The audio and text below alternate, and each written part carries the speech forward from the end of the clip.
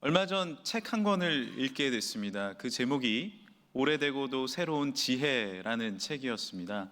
이 책은 다른 내용이 아니라 존 낙스, 웨슬리, C.S. 루이스 등 오래된 기독교 영성가들의 예전의 메시지들을 모아놓은 책이었습니다. 예전의 말씀들입니다. 오래된 지혜의 말씀입니다. 그러나 그 말씀을 한 장 한 장 읽는데 얼마나 지금 이 시대에 통찰력을 주는지 모릅니다. 또 얼마 전에는 또 다른 책을 만나기도 했습니다.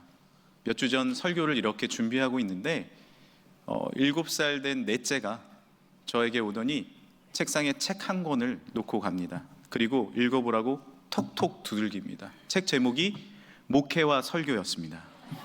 아마 아빠 보고 목회 똑바로 하라고, 또 설교 잘 하라고 저에게 주고 간 것 같습니다. 20년 전에 사서 읽었던 그 책을 먼지를 툭툭 털어내고 다시 읽어보기 시작했습니다. 오래전에 그 책이 저에게 주는 메시지가 얼마나 울림이 있었는지 모릅니다. 처음 대학생이 됐을 때를 기억해 봅니다. 여러분도 공부하셨을 때 한번 기억해 보세요. 얼마나 열심히 공부하겠다 마음을 먹고 수업 시간에 들어갔습니까? 그런데 들어가서 전공 수업을 듣는데 은퇴를 앞둔 노 교수님이 수업을 하시는 거예요. 열심히 들어야지 하고 정신을 차리는데 제 눈은 점점 감깁니다.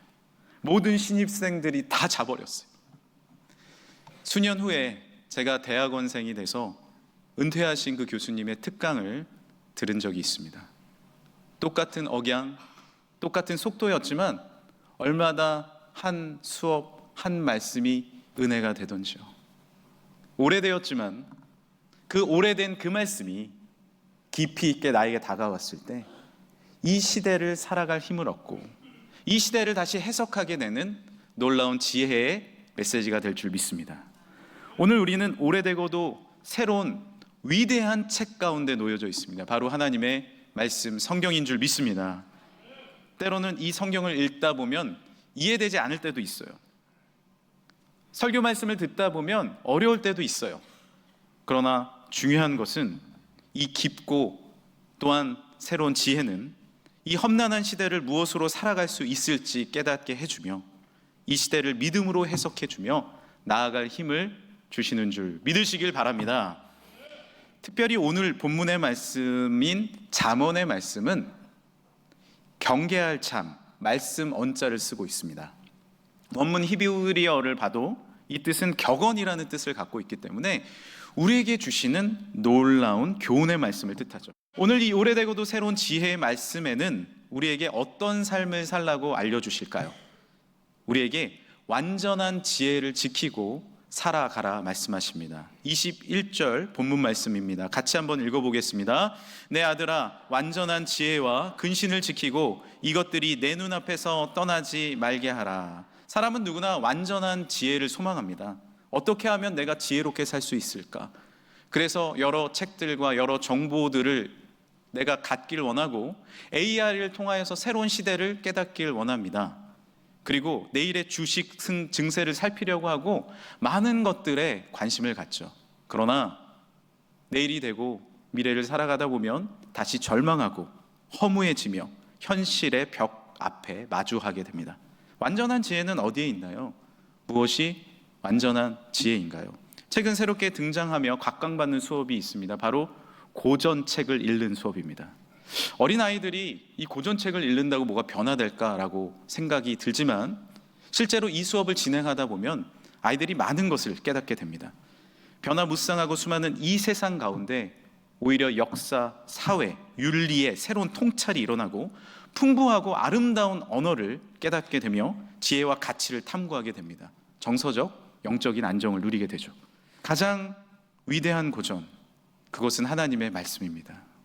주님의 말씀이 우리의 손 가운데 들려져 있습니다. 이 진리의 성경을 한 장 한 장 읽어나갈 때 오늘 본문 말씀처럼 이 말씀을 내 눈 앞에서 떠나지 않게 할 때 우리에게 바른 길이 제시될 줄 믿습니다. 그래서 교회에도 하나님의 말씀들을 여기저기 적어놨어요. 하나님께 가까이 함이 내게 복이라. 또한 최고의 사랑 예수 그리스도. 이번 대림절 기간, 성탄절 기간 동안 성경에 엑기스입니다. 최고의 사랑은 바로 예수 그리스도다. 할렐루야. 이 문구들을 통하여 우리가 깨달음을 얻게 되는 거죠. 오래된 문구이고 잘 알고 있는 문구이지만 오래된 그 지혜가 우리의 새로운 지혜가 된다는 사실입니다. 우리는 좋은 그림, 좋은 글귀가 들어간 액자를 집안에 이렇게 걸어놓죠. 그리고 사랑하는 가족 사진을 집안에 잘 보이는 곳에 걸어놓습니다. 왜 그럴까요? 좋은 말씀이니까, 좋은 그림이니까, 사랑하는 가족이니까 내 눈앞에 계속 보고 싶은 거예요. 마찬가지입니다. 하나님의 말씀을 내 앞에 두시길 간절히 소망합니다. 그래서 유대인들은요, 말씀을 머리에 맵니다. 그리고 손에 팔찌로 두르고 다닙니다. 신명기 6장 쉐마의 말씀을 늘 문설주에 걸어놓고 읽습니다. 내 앞에 두는 것이죠. 그것이 놀라운 힘이 되는 것입니다. 오늘 본문에서는 그 말씀을 가까이 할 때 우리 삶에 어떤 유익이 있는지를 알려주세요.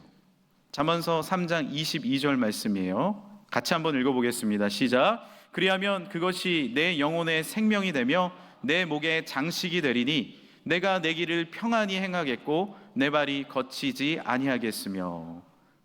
놀라운 이 오래되고도 새로운 진리를 내 앞에 두면요, 내 영혼의 생명이 주어집니다. 지식은 내가 깨닫고 아는 것에 머무를 수 있어요. 그러나 영적인 말씀은 내 영혼이 새로워지며 영원한 구원을 얻게 되는 줄 믿습니다. 또한 내 목에 장식이 된대요. 여러 가지 우리가 장신구들을 걸칠 수 있습니다. 그러나 말씀을 내 안에 두면 진짜 아름다움이 풍겨난다라는 거예요. 내 발이 거치지 않게 됩니다. 어디를 가든 무엇을 하든 진리의 길로 가게 됩니다. 그리고 중요한 것, 오늘 말씀에 내 길을 평안하게 행하겠고 내 길을 평안히 행하겠고 라고 우리에게 알려주십니다. 말씀은 그런 능력이 있어요. 한 권사님께서 세댁 시절 이야기를 들려주신 적이 있습니다.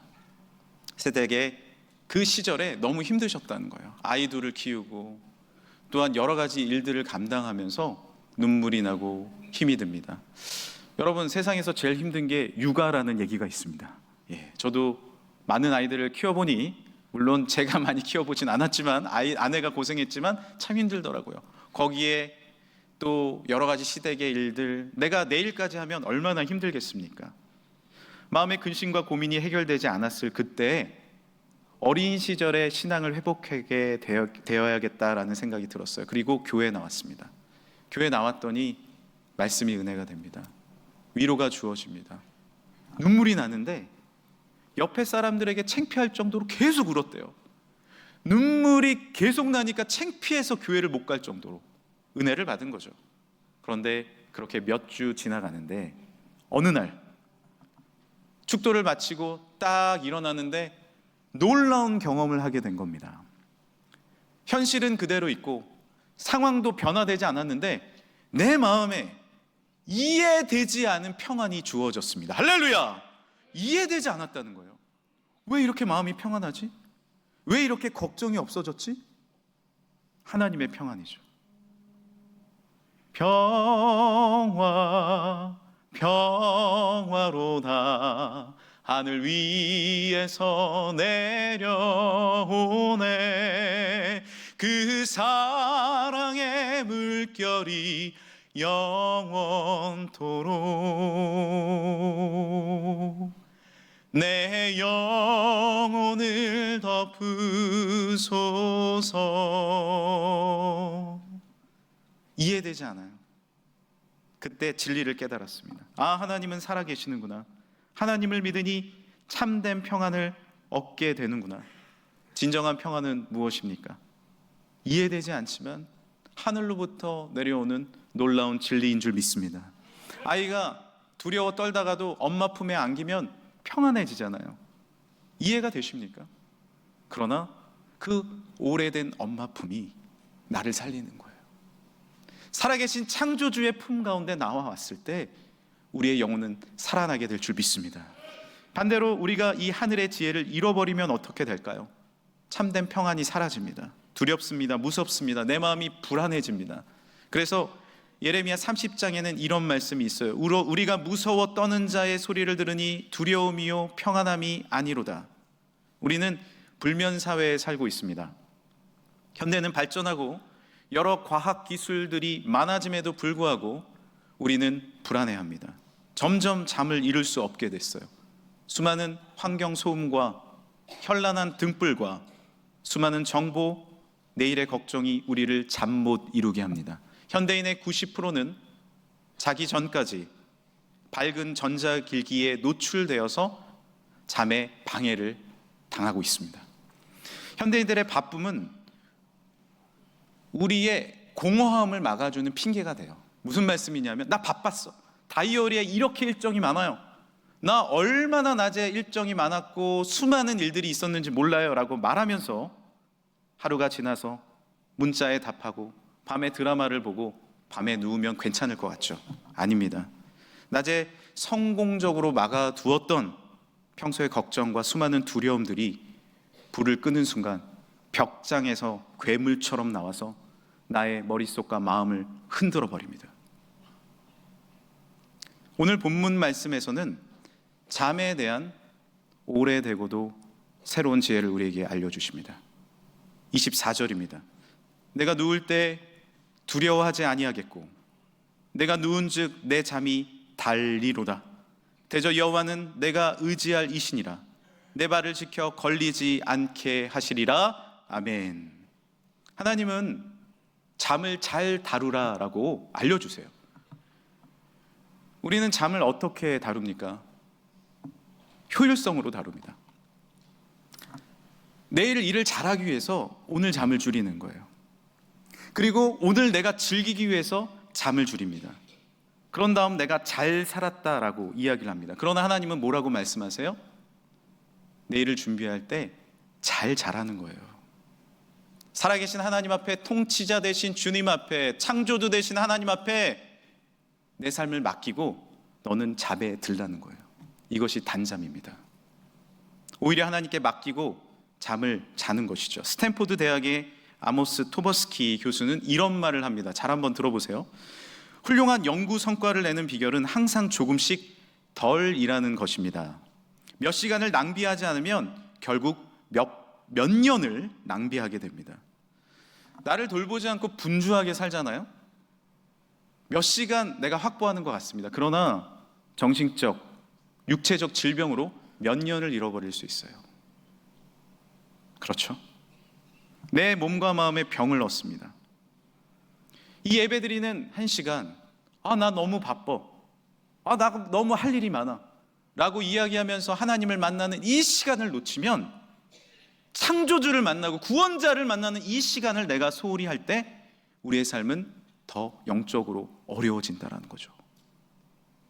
내가 예배 시간을 지켰지만 이 예배가 나를 지켜주시는 줄 믿으시길 바랍니다. 하나님의 은혜가 나를 돌봐주시는 거예요. 오히려 가족과 평일에 함께하는 시간, 산책하며 나를 비우는 시간, 내일을 주께 맡기며 밤에 단잠을 청하는 그 시간이 나의 삶의 승리가 될 수 있습니다. 이것이 바로 오늘 하나님께서 알려주시는 오래되고도 새로운 지혜입니다. 잠에 대한 흥미로운 사실이 하나 더 있습니다.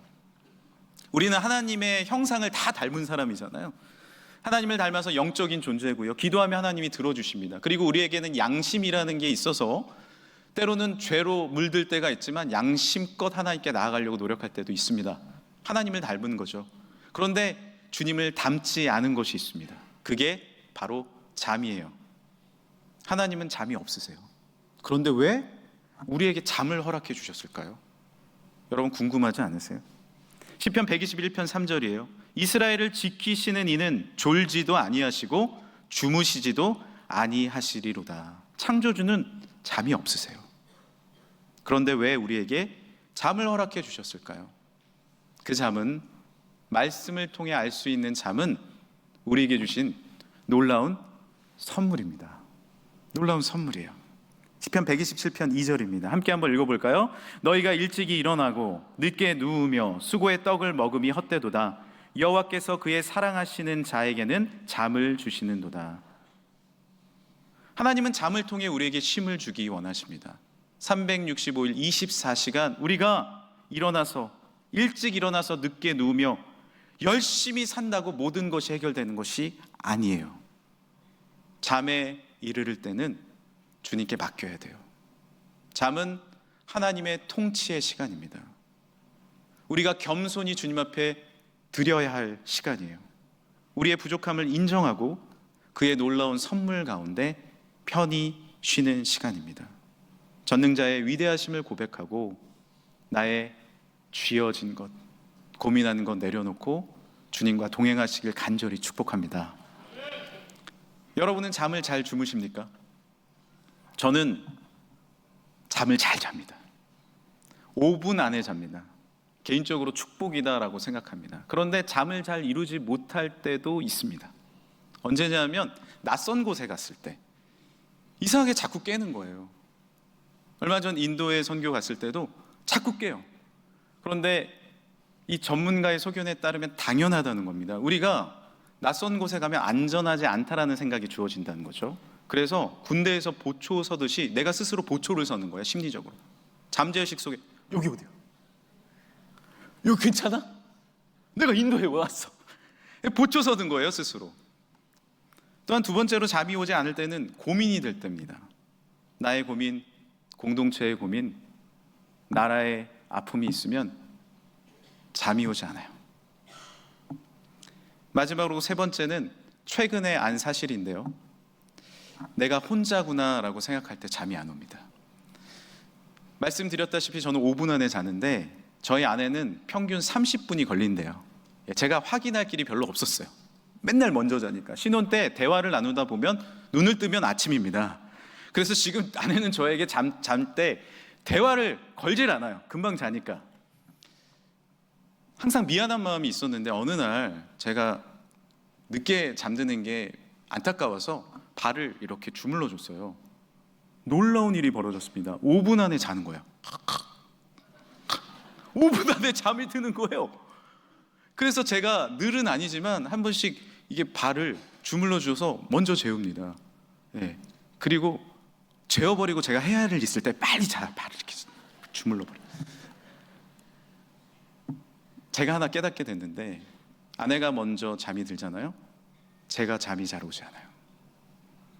모두 잠든 그 시각 제가 자려고 하니까 오히려 제가 잠이 늦게 듭니다. 나는 혼자다라는 생각 때문 아니겠습니까? 여러분, 잠이 오지 않을 때, 외로울 때, 홀로 남았을 때, 낯설 때, 걱정이 많을 때 주님의 통치하심을 신뢰하시길 바랍니다. 어떤 순간 가운데서도 하나님은 졸지도 않으시고 주무시지도 아니하시며 우리를, 이 민족을, 그리고 사랑하는 우리 교회를 지키실 줄 믿습니다. 시편 121편 3절이에요. 여호와께서 너를 실족하지 아니하게 하시며 너를 지키시는 이가 졸지 아니하시리로다. 이스라엘을 지키시는 이는 졸지도 아니하시고 주무시지도 아니하시리로다. 아멘. 잠이 오지 않을 때 이렇게, 두려울 때 이렇게 고백하십시오. 마음에 한번 손을 얹어 보시겠습니까? 하나님, 의지합니다. 주께 맡깁니다. 주여 다스려 주옵소서. 그 사실을 깨닫는 순간에 오히려 놀라운 평안과 은혜를 누립니다. 내가 생각하는 것, 내가 지고 있는 것 다 옳지 않습니다. 나도 실패할 수 있고 넘어질 수 있어요. 나의 결정이, 내가 나아갈 그 길이 모두 내 생각대로 되지 않을 수 있습니다. 그러나 내가 때로는 열심히 산다고 모든 것이 얻어지는 것이 아닙니다. 주께 맡기고 주님을 의지할 때 하나님의 놀라운 통치 가운데 내 잠이 단 축복이 임할 줄 믿습니다. 다시 한번 잠언 3장 24절 보겠습니다. 내가 누울 때 두려워하지 아니하겠고 내가 누운즉 내 잠이 달리로다. 따라하겠습니다. 내가 누운즉 내 잠이 달리로다. 언제 두려워하지 않아요? 하나님을 의지하고 주께 맡길 때입니다. 한 번은 제가 야간 고속버스에 탄 적이 있습니다. 야간 고속버스는 타고 불을 꺼줍니다. 다 자라고. 비교적 앞자리에 앉았는데 잠을 이렇게 청하다가 눈을 떴는데 운전기사 아저씨가 백밀러로 보이는 거예요. 그런데 갑자기 아저씨가 운전을 하다가 눈을 감습니다. 이거 정말 무서운 일 아닌가요? 그때 제가 총각대인데 결혼도 해야 되는데 제가 이거 어떡합니까 이거. 그래서 제가 어떻게 했을까요? 눈을 이렇게 감으시면 뭐 다른 사람 다 깨워. 또 눈을 감으면 어떡합니까? 제가 이 버스를 구원해야 되는 거 아닙니까? 응원을 하는 거예요, 응원을. 그래서 이제 차에서 내릴 때 화가 나잖아요. 아저씨를 딱 째려봤어요. 그런데 그 아저씨가 웃으면서 저를 반겨주는데 깜짝 놀랐습니다. 눈이 안 보이시는 거예요. 눈이 작은 스타일이야. 이게 눈이 작으시니까 조금만 밑에만 보면 안 보여 눈이. 아이고, 그런 줄도 모르고 저는 계속 잠을 못 이룬 거예요. 사랑하는 여러분, 우리는 인생 버스에 타고 있어요. 우리의 인생을 운행하고 계시는 분이 누굽니까? 그분을 신뢰하지 못하면 우리는 오늘도 단잠을 이룰 수 없습니다. 주님의 선물을 받을 수 없어요. 주님의 통치하심과 주님의 위대하심과 주님의 놀라운 다스리심을 신뢰하고 주께 맡기시길 간절히 소망합니다. 이제 말씀을 마무리하면서 오해를 하나 풀고 말씀을 정리할까 합니다. 하나님께 맡기고 오늘 단잠을 쉼을 누리라는 이 말씀은요, 아무 생각 없이 살라는 말이 아닙니다. 아무 행동도 하지 말라는 말씀이 아니에요. 오히려 잠언에는 더 자자, 더 졸자 하면 안 된다라는 말씀도 많이 있습니다. 단지 단잠은 어떤 자에게 주신다는 거예요? 오늘을 최선을 다한 자에게 주신다는 말이에요. 하루를 최선을 다해 사십시오. 열심으로 사십시오. 그러나 자기 전에는 주님 앞에 맡기세요. 우리가 잠까지 걱정할 필요 없어요. 내 꿈을 내가 만들 수 없어요. 하나님을 의지하고 맡기시길 바랍니다. 그 말씀이에요. 우리는 무엇을 위해 힘써야 됩니까?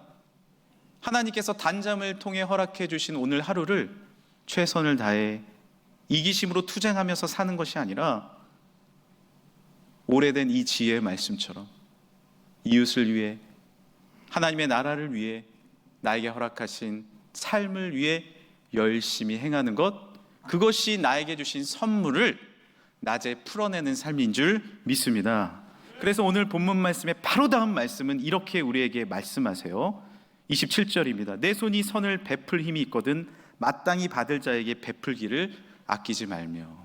어떻게 살라는 거예요? 단잠을 선물로 받았다면 이제 그 선물을 가지고 선을 베풀라는 거예요. 하나님께서 나에게 귀한 은혜의 통치를 허락하셨다면 그 은혜와 사랑을 가지고 하나님의 나라를 위해, 이 민족을 위해, 또한 어려운 분들을 위해 섬기며 봉사하며 살라는 은혜의 말씀인 줄 믿습니다. 이제 성탄절이 다가옵니다. 이상하게도 저는 담임 목사가 된 뒤로 눈이 오면 참 싫습니다. 교인들 나오시다가 넘어지실까 봐 걱정이 되는 거예요. 그런데 말씀을 준비하니 이런 생각이 들었어요. 내가 눈을 다스릴 수는 없지 않나. 하나님, 오늘도 눈을 주셔서 감사합니다 하고 기독교 방송을 딱 트는데 거리마다 오고 가는 많은 사람들 웃으면서 기다리는 크리스마스, 아이들도 어른들도 은종을 만드는 이런 캐롤이 나오니 얼마나 아름다운지요. 제가 결혼할 때 성탄절이 생각났습니다.